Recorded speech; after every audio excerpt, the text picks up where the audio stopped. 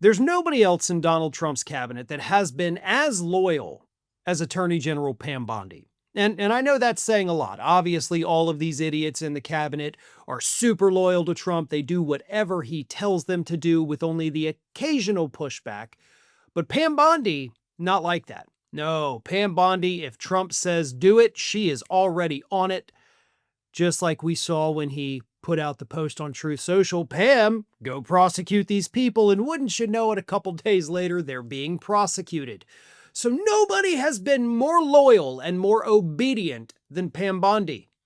But at the same time, nobody else in this entire cabinet has let Donald Trump down as much as Pam Bondi has. In fact, I'd argue that Bondi has actually been the biggest failure for Trump and the greatest obstacle in his way as he attempts to fulfill his authoritarian dreams. Bondi has failed Trump at every possible turn. And of course, we got another taste of that recently when the judge overseeing the Comey prosecution ordered Bondi's own U.S. Attorney Lindsay Halligan to turn over all the tapes of your interactions with the grand jury because we think there was misconduct that took place, which of course would mean all of the indictments would get thrown out. More on that in just a second, but first, a word from today's video sponsor.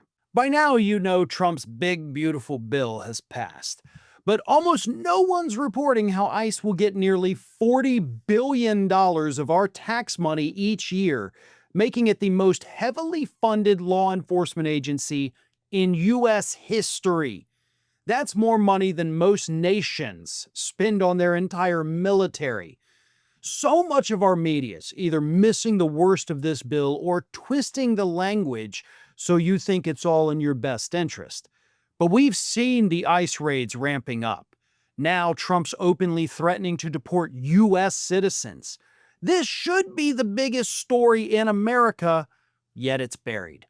Making ground news essential right now is what all of this is doing. They're the only tool I've found exposing these blind spots in the media.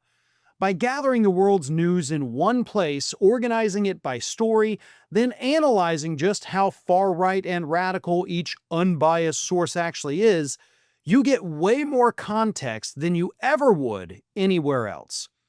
If we're being honest, we've seen Trump's power grabs throughout history. They said never again, and that means never again everywhere. And right now, it's happening here. So if you want to stay ahead on immigration, the economy, or simply finding the stories missing from your news feeds, Ground News has you covered.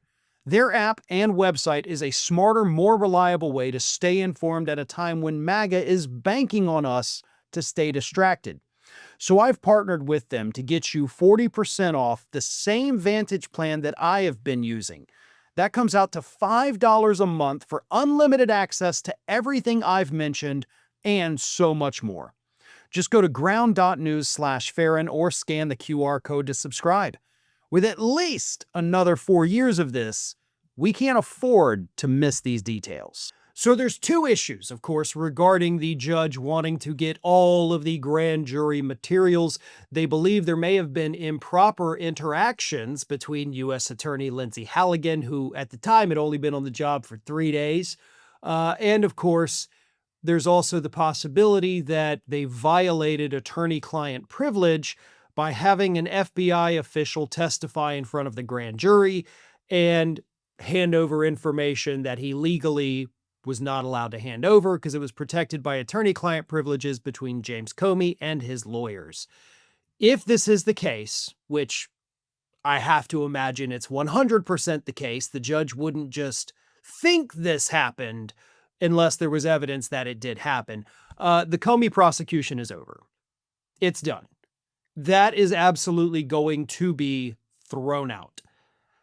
So forget that. If you think Comey's going to jail, I don't even like Comey, but I also don't like authoritarian leaders abusing their power to send people they don't like to prison. That's not okay either. So Comey's prosecution is dead in the water. The prosecution of Letitia James is also dead in the water for multiple reasons, kind of like the Comey thing. Number one is the fact that the very contract that they're indicting her over for violating actually has an addendum to it that allows James to do the exact thing that they're accusing her of doing, and that's what they indicted her for. So what she did was 100% legal according to the documents they used to indict her.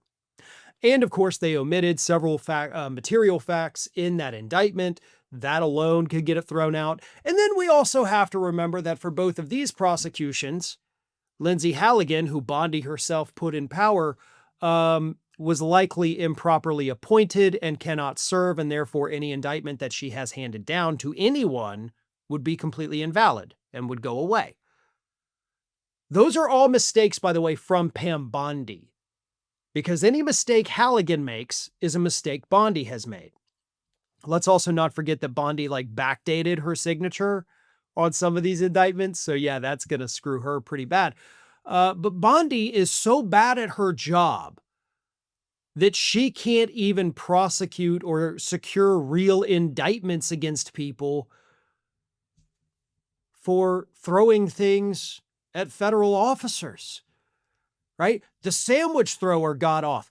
The protesters in LA, she only secured, I think, 3 indictments, and I don't even know that those stuck. So all of those mass arrests that Bondi was out bragging about, we got all these horrible LA people, and she couldn't secure any indictments. And that's because it was determined that her DOJ was lying to the grand jury about what was actually happening.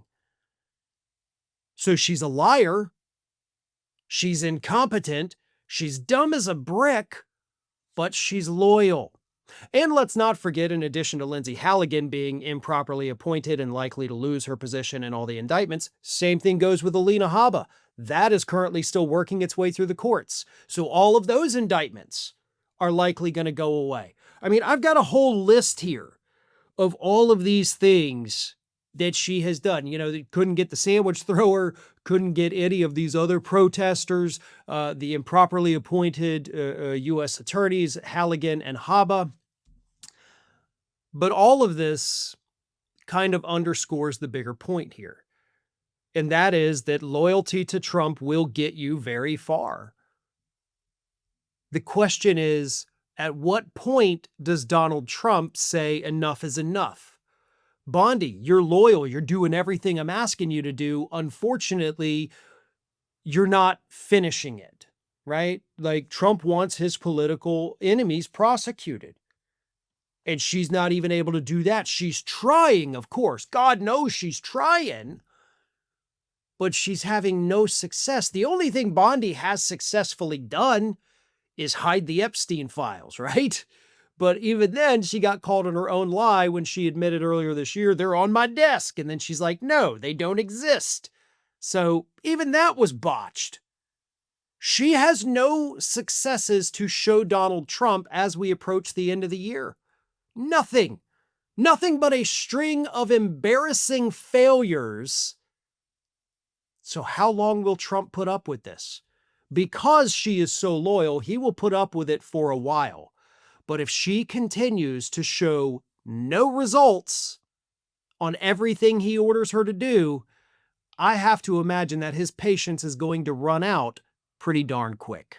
Scientists recently discovered a new evolutionary trait in puppies, and it's that they cannot grow up and reach their full potential unless you subscribe to this channel. Don't do it for me, folks. Do it for little Atlas and Judge here. Good boys.